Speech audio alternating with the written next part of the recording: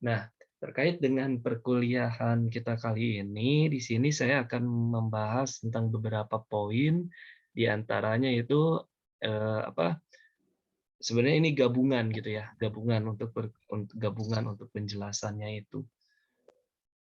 Nah, mungkin yang pertama ya, di sini terkait dengan pengertian media pembelajaran itu ya. Mungkin sebelumnya, terkait dengan media pembelajaran ini, ya, pembelajaran merupakan suatu kegiatan yang melibatkan seseorang dalam upaya memperoleh pengetahuan, keterampilan, dan nilai-nilai positif dengan memanfaatkan berbagai sumber belajar. Artinya apa? Artinya keterlaksanaan suatu pembelajaran, nah tentunya ini, melalui suatu kegiatan. Kegiatannya apa? Kegiatannya itu dilaksanakan oleh, 2 individu misalnya itu, antara guru dengan siswa. Nah, karena siswa di sini memiliki suatu jumlah yang banyak misalnya itu, maka di sinilah terjadi apa yang dikatakan, sekelompok sekelompok. Nah, sekelompoknya itu dari siswa tersebut. Nah, kemudian ya, di sini pembelajaran itu bisa tercapai apabila ada sesuatu yang menjadikan suatu landasan atau tujuan di dalam suatu pembelajaran. Apa misalnya? Yang pertama adalah adanya suatu pengetahuan atau di bidang aspek kognitif. Nah, di bidang aspek kognitif ini sangat penting untuk tercapainya suatu pembelajaran. Nah, kemudian yang kedua adalah keterampilan. Keterampilan ini sangat penting dilaksanakannya suatu pembelajaran, ya. Jadi apa? Jadi ketika guru melaksanakan suatu pembelajaran, itu tentunya menanamkan nilai-nilai keterampilan juga. Nah, sehingga di kurikulum 2013 ya, atau misalnya kurikulum yang sekarang sedang dilaksanakan, ini ini tentunya mengalami suatu peralihan dibandingkan dengan kurikulum sebelumnya atau kurikulum tingkat satuan pembelajaran. Nah, di sini ada suatu revolusi di dalam kurikulum itu sendiri, yang di mana pembelajaran yang sebelumnya hanya terfokus kepada pengetahuan saja, melainkan di kurikulum selanjutnya atau di kurikulum 2013 ini, pembelajaran melibatkan apa yang dinamakan keterampilan. Nah, makanya di situ di situ dimasukkan ke dalam suatu kompetensi inti, ya, di mana ada KI 1 yang membahas tentang suatu religius, yang kedua KI 2 tentang sosial, KI 3 tentang pengetahuan, dan KI 4 tentunya tentang keterampilan. Nah, selain dari pengetahuan dan keterampilan ini, ternyata pembelajaran juga ini apa ya, menanamkan suatu nilai-nilai yang positif dengan memanfaatkan berbagai dengan sumber belajar. Sumber belajar abad ke-21 ini tentunya sangat bervariasi, ya, mudah diakses. Karena apa? Karena sumber belajar di abad ke-21 ini melibatkan apa yang dinamakan teknologi. Beda dengan orang-orang yang terdahulu, misalnya pada tahun 90-an atau 80-an, di mana sumber belajar ini masih 100% itu menggunakan bahan tulis atau alat tulis biasanya itu, entah itu dari buku ataupun misalnya dari modul ataupun melibatkan dari majalah. Nah, tentunya ini yang membedakan antara pembelajaran dari abad ke-20 kepada misalnya abad ke-21 ini, ya. Di sinilah ada suatu memanfaatkan sumber belajar, yang di mana sumber belajar ini mungkin di tahun-tahun sekarang yang kita rasakan ya lebih bervariasi, ya, di mana ada keterlibatan teknologi. Teknologi tersebut menjadikan suatu sumber belajar lebih mudah untuk kita rasakan, misalnya sebagai seorang guru atau sebagai seorang siswa ataupun sebagai seorang mahasiswa. Nah, itu ya. Jadi ingat, dalam media pembelajaran atau khususnya dalam pembelajaran, di sini keterlibatan antara pengetahuan, keterampilan, dan nilai-nilai positif. Ya, nilai-nilai positif itu adalah nilai-nilai yang diharapkan menjadikan suatu dampak yang terbaik, misalnya nilai yang positif itu, ya, dengan memanfaatkan berbagai sumber belajar. Kemudian, nah, selanjutnya di sini di slide selanjutnya itu adalah yang terpenting di dalam suatu kegiatan pembelajaran, ya, atau yang dikenal dengan learning in process. Artinya apa? Learning in process di sini ada proses pembelajaran itu seperti apa yang dilaksanakan itu.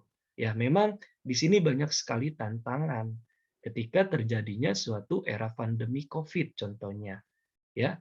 Kalau misalnya di tahun 2022 pembelajaran ini sudah mengalami suatu apa ya, perbaikan dibandingkan ketika tahun 2020 atau ketika di mana COVID-19 melanda misalnya Indonesia contohnya. Nah, bahkan sampai tidak dirasakan adanya suatu perubahan paradigma di dalam suatu pembelajaran, ya. Apa perubahannya itu? Ya skema pembelajaran yang sepertinya biasa dilaksanakan, misalnya dari jam 7 misalnya sampai jam setengah 2 ataupun jam setengah 1, ketika misalnya tahun-tahun sebelumnya kita mungkin merasakan lah misalnya itu, ya di mana terjadinya suatu learning loss gitu ya di dalam suatu pembelajaran. Nah, learning loss ini menjadikan suatu perubahan paradigma di dalam suatu pembelajaran. Ketika misalnya pembelajaran sebelumnya mungkin ketika ada suatu penyakit ya tidak sampai secara secara universal, melainkan ketika misalnya ada salah satu pandemi di sini, ini pembelajaran itu ada yang tiba-tiba lost, itu ya, tiba-tiba tidak terkontrol sehingga di sini banyak sekali misalnya dampaknya bagi guru ataupun misalnya bagi siswa.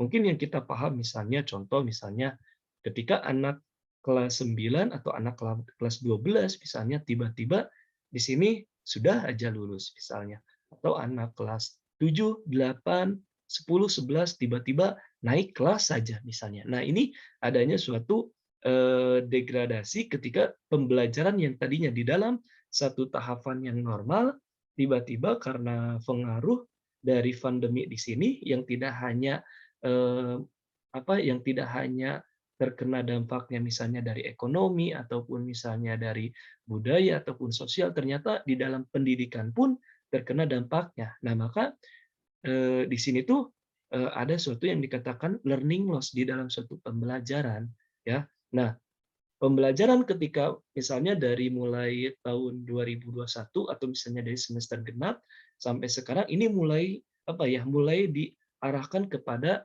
pembelajaran yang seperti biasa atau normal. Nah, itu maka ketika pembelajaran normal di sini ada prosesnya. Nah, prosesnya apa di dalam suatu pembelajaran? Satu, pembelajaran itu bersifat disadari, ya. Jadi kalau misalnya pembelajaran tidak disadari, ini tidak akan tercapai suatu pembelajaran di dalam prosesnya. Disadari itu apa? Contohnya disadari itu adanya suatu motivasi, adanya suatu keinginan, adanya suatu dorongan, di mana keinginan dan kedorongan ini muncul dari individu, misalnya yang melaksanakan keinginan di dalam suatu pembelajaran. Nah itu, ya banyak ya. Kalau misalnya kita melihat ke belakang, misalnya ke belakang itu ketika misalnya di zaman eranya pandemi misalnya ketika pembelajaran misalnya tidak dilaksanakan di sekolah, nah ini banyak sekali cobaannya itu ya banyak sekali cobaannya misalnya yang dirasakan oleh peserta didik bahkan sampai misalnya kepada tenaga pendidiknya gurunya pun sekalipun itu eh, apa agak sedikit misalnya di dalam menyadari pembelajaran itu mungkin lama kelamaan sehingga muncul rasa bosan itu. Yang kedua adalah hasil belajar diperoleh dengan adanya proses tentu. Ya, yang Siap. namanya pembelajaran ini ada suatu prosesnya, tidak tiba-tiba secara instan misalnya atau bagaimana itu tidak ada prosesnya. Ya, prosesnya itu kan ada tahapannya. tahapannya itu bisa dipengaruhi oleh berapa lama waktunya dalam proses pembelajaran, kemudian berapa tahapan umurnya di dalam suatu pembelajaran. Nah itu, ya. Makanya dulu misalnya ketika zamannya Presiden SBY misalnya menerapkan bahwasanya eh, pendidikan formal itu diampu dengan wajar Dikdas 9 tahun misalnya itu ya, wajib belajar 9 tahun. Artinya 9 tahun ini apabila diambil dari 6 tahun ketika di SD, 3 tahun ketika di SMP ya. Tapi kan sekarang mengalami suatu perubahan ya. Jadi tidak hanya terbatas kepada 9 tahun misalnya, bisa 12 tahun. Bahkan sekarang itu minimal itu pendidikan formal itu 12 tahun. 12 tahun ini 6 tahun di SD, 3 tahun di SMP, 3 tahun di SMA atau SMK. Nah itu ya. Jadi di sini ada suatu perubahan paradigma yang mengarah pendidikan itu ke depannya itu lebih apa ya, lebih baik lagi bisa dikatakan. Nah itu. Ya, kemudian kalau misalnya ditambah dengan pendidikan perguruan tinggi. Nah, tentunya di pendidikan perguruan tinggi juga ini ada batasannya, ya. Di antaranya mahasiswa itu wajib menempuh pendidikan di perguruan tinggi itu sekurang-kurangnya diampuh 8 semester, ya, atau misalnya 4 tahun. Ya, jadi kalau misalnya rekan-rekan mahasiswa misalnya ada yang menempuh pendidikannya lebih dari 4 tahun, misalnya hampir 5 tahun, 6 tahun, 7 tahun. Nah, di sini ada suatu paradigma yang berbeda misalnya.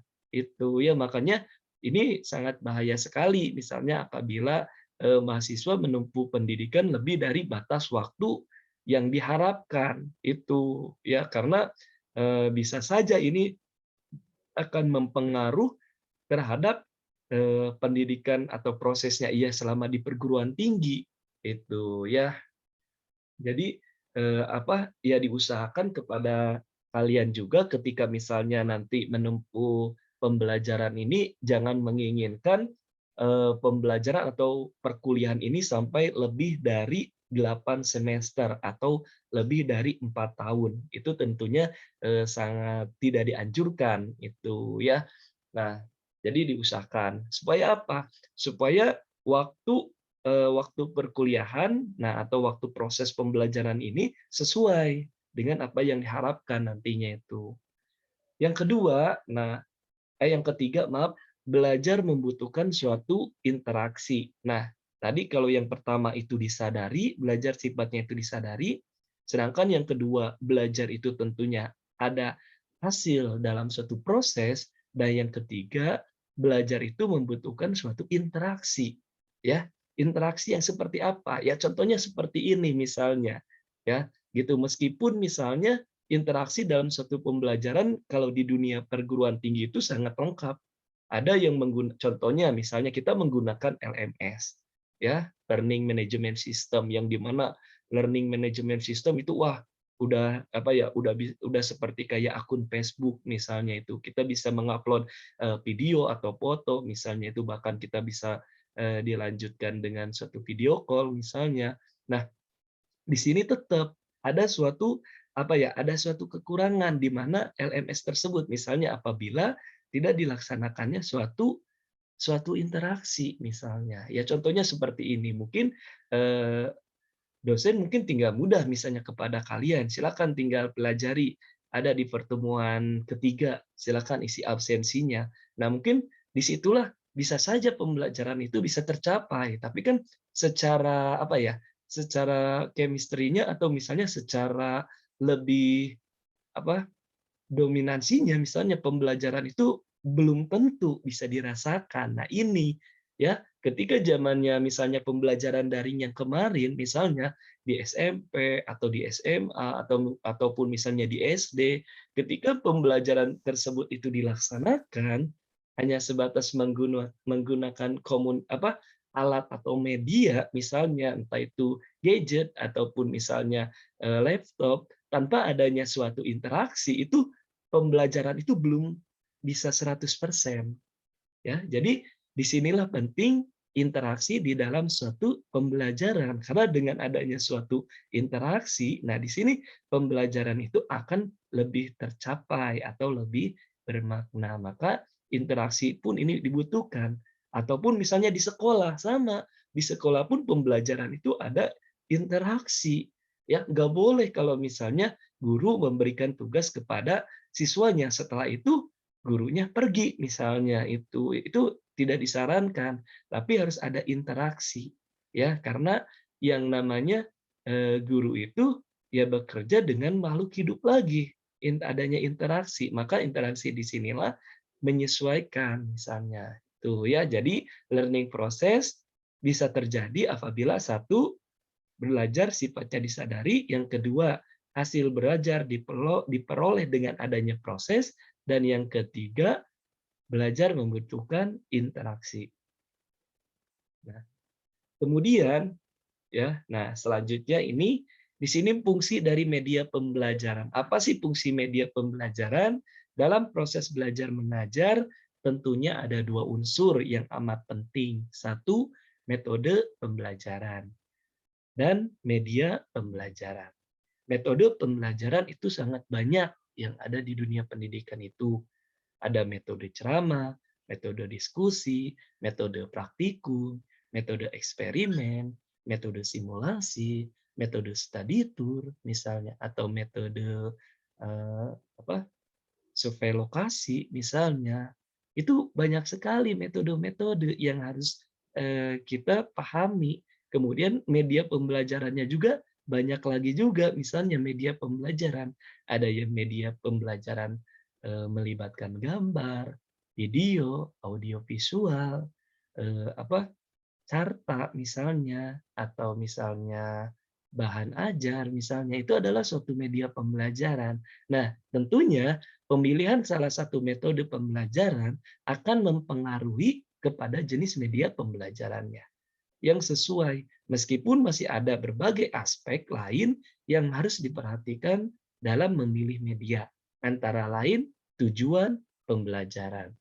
Ya, tujuan pembelajaran ini sangat penting. Ya, karena apa? Tujuan pembelajaran ini merupakan ruh yang ada di dalam rencana pelaksanaan pembelajaran. Ya, tujuan pembelajaran seperti apa misalnya? Ya, yang di mana tujuan pembelajaran itu melibatkan satu, peserta didik sebagai audiensnya, kemudian terkait dengan pemahamannya ataupun misalnya behaviornya, kemudian kondisinya terkait dengan pelaksanaan kegiatannya, dan degree terkait dengan tingkat kesahihannya. Nah, itu di dalam tujuan pembelajaran. Sebagai contoh misalnya seperti ini, ya, audiens misalnya, peserta didik misalnya, behavior peserta didik dapat menjelaskan menjelaskan sistem pernapasan ya melalui ya kondisinya apa misalnya melalui misalnya membaca buku, berarti melalui studi informasi atau studi literatur dengan benar dan ya dengan benar atau dengan tepat. Nah, itu biasanya di RVP itu selalu ada. Bahkan baik di RVP model lama misalnya yang banyak, ataupun di RVP yang satu lembar, tujuan pembelajaran itu merupakan ruh dari bagian RPP ya. Jadi dilihat dulu ya. Makanya misalnya ketika saya akan menggunakan metode apa, media pembelajarannya apa, lihat dulu, sinkronkan dulu dengan tujuan pembelajarannya, apakah sesuai atau tidak. Kemudian jenis tugasnya. Nah, jenis tugas ini kan mempengaruhi, karena jenis tugas ini biasanya di RPP pun ada pada bagian penilaian. Nah, jenis tugasnya seperti apa? Kemudian medianya apa yang cocok sesuai dengan jenis tugasnya. Jangan misalnya jenis tugasnya misalnya contohnya praktikum misalnya ya, tapi media yang digunakannya misalnya media misalnya audio misalnya. Kan ini kan ketidaksesuaian misalnya antara jenis tugas dengan media. Kemudian selanjutnya itu adalah respon. Nah, respon di sini yang harapkan yang dapat dikuasai oleh siswa setelah pembelajaran itu berlangsung. Jadi pembelajaran itu ketika misalnya sebelum dilaksanakan itu kan adanya suatu tingkatan persiapan. Kemudian ada keterlaksanaan. Nah, setelah keterlaksanaan ini adanya suatu evaluasi gitu. Karena apa? Evaluasi ini di sini tujuannya untuk mengetahui pemahaman apa yang didapatkan oleh siswa setelah kita melaksanakan suatu kegiatan pembelajaran. Entah misalnya dalam eh, sifatnya adanya suatu penilaian, misalnya berupa ulangan ataupun tugas, itu boleh saja, ya. Nah itu ya. Jadi di sini pemilihan metode pembelajaran dengan media pembelajaran tentunya dilihat dulu atau diperhatikan berdasarkan tujuan pembelajaran, jenis tugas, dan respon yang diharapkan. Nah, selanjutnya di sini adalah salah satu fungsi utama media pembelajaran adalah sebagai alat bantu untuk mengajar yang turut mempengaruhi iklim. Misalnya iklimnya di sini bukan iklimnya di sini bukan iklim dunia misalnya, tapi iklim di dalam kelas atau iklim suasana di dalam suatu pembelajaran. Kemudian kondisi dan lingkungan belajar yang ditata atau diciptakan oleh guru. Ya, tentunya guru di sini mempunyai peranan yang sangat penting ketika proses pembelajaran di kelas. Kemudian, nah selanjutnya di sini ya, di sini ada bagan. Bagan di sini yang pertama ada kurikulum, kemudian ada guru, ada peserta didik. Maksudnya ini seperti apa? Ya, di dalam kurikulum ini tentunya adalah aspek tertinggi di dalam suatu pembelajaran. Karena pembelajaran itu bisa ada ya tentunya adanya kurikulum. Kalau tidak ada kurikulum, maka tidak adanya suatu pembelajaran. Maka di situ pun tidak ada juga peran guru dan siswa. Nah, di sini membahas tentang apa? Peran di mana media pembelajaran itu atau posisi media pembelajaran adanya di mana? Yang pertama di sini kurikulum, guru, peserta didik. Ya, berarti di sini tidak ada keterkaitan atau tidak ada penggunaan di dalam media pembelajaran. Ya, jadi guru ini melaksanakan suatu kegiatan pembelajaran dengan peserta didik tanpa melibatkan suatu media pembelajaran. Nah, sedangkan di sini yang kedua, ya, kurikulum, kemudian turunannya media, kemudian turunan dari media ini guru, kemudian peserta didik. Nah, maka di sini guru menggunakan atau memanfaatkan media pembelajaran lebih awal ya untuk dilibatkan suatu pembelajaran tersebut. Artinya di sini guru tidak 100% ya atau keterlibatan guru, tapi di sini media yang lebih banyak digunakan oleh guru di dalam misalnya pembelajaran. Kemudian poin yang ketiga, ini bagian yang ketiga di sini, kalau dilihat dari bagannya kurikulum, guru, media. Ya, maka di sini guru dan media mempunyai keterkaitan di dalam proses pembelajarannya sekitar 50%, 50%.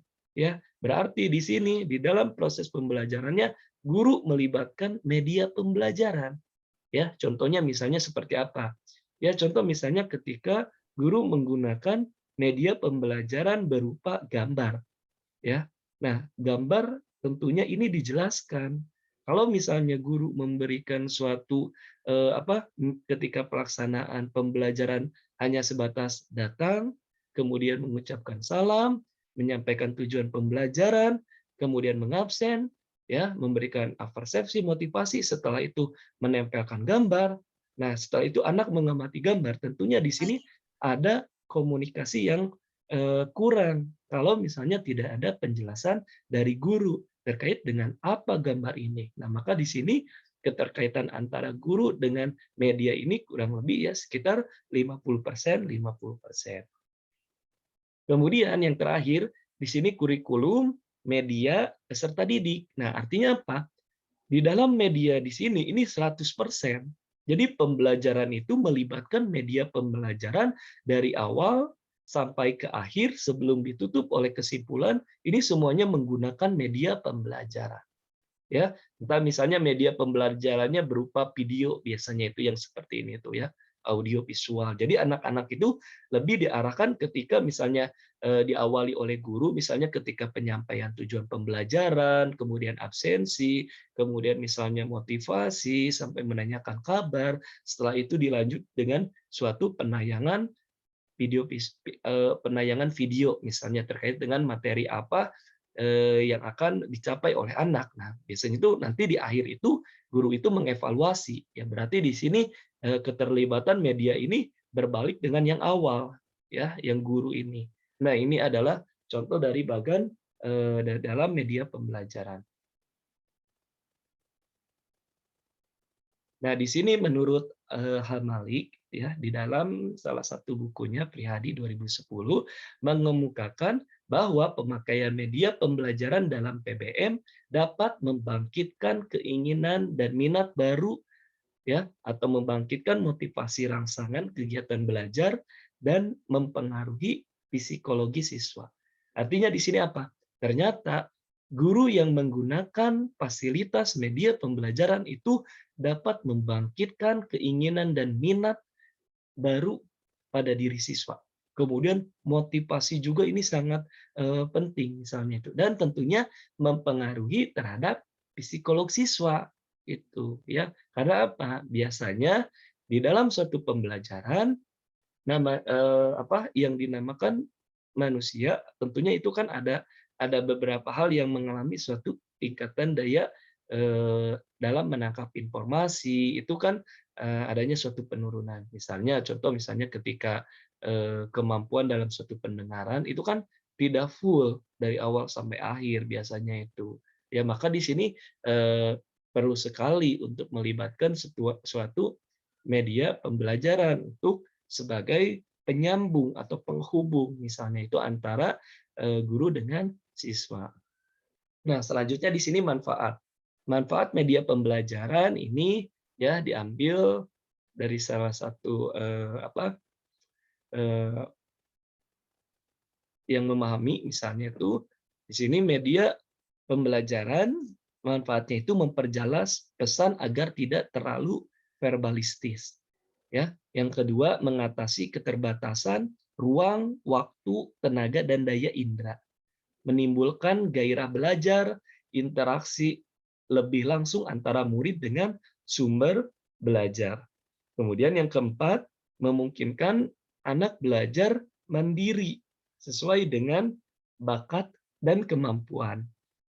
Ya, baik itu secara visual atau auditori misalnya itu. Kemudian yang terakhir adalah memberi rangsangan yang sama atau mempersamakan pengalaman dan menimbulkan persepsi yang sama. Di sini contoh dari manfaat media pembelajaran, atau lebih lengkapnya banyak sekali di modul ya, tinggal kalian baca aja. Kemudian selanjutnya adalah karakteristik. Nah, ini karakteristik ini adalah karakter dari suatu media pembelajaran ataupun kelompok dari media pembelajaran. Ada beberapa cara yang dapat digunakan dalam mengklasifikasikan atau mengkelompokkan. Ini salah satu cara diantaranya ialah dengan menekankan pada teknik yang digunakan dalam pembuatan media tersebut. Misalnya sebagai contoh seperti media gambar, fotografi, rekaman, audio, dan sebagainya. Ya, ini contoh misalnya. Kemudian selanjutnya itu adalah, nah di sini contoh dari kelompok dari media pembelajaran, ada kelompok ke-1 ini berupa media grafis, media bahan cetak, media gambar diam. Ya, ini lebih kepada pengelompokan media saja sih. Kemudian ada media OHP dan OHT, kemudian ada media proyektor, kemudian ada media slide, dan media film stream. Kemudian yang ketiga ini media berdasarkan dari kelompok yang ketiga, yaitu media radio, kemudian media alat perekam alat magnetik, kemudian ada kelompok keempat, yaitu media audiovisual diam, kemudian kelompok kelima, yaitu ada media film, dan kelompok keenam ada media televisi terbuka, ada media televisi siaran terbatas, kemudian ada media video kaset recorder, kemudian ada kelompok ketujuh yaitu multimedia, media objek, dan media interaktif. Nah, itu mungkin ya terkait dengan pembahasan. Jadi di sini eee, menyambung dari pertemuan sebelumnya itu ya. Nah, tadi itu berdasarkan beberapa media berdasarkan pengertian, manfaat, dan karakteristik dari media pembelajaran. Oke, sepertinya di sini waktunya akan habis ya. Jadi sangat pas sekali penjelasan terkait dengan ketiga komponen tadi.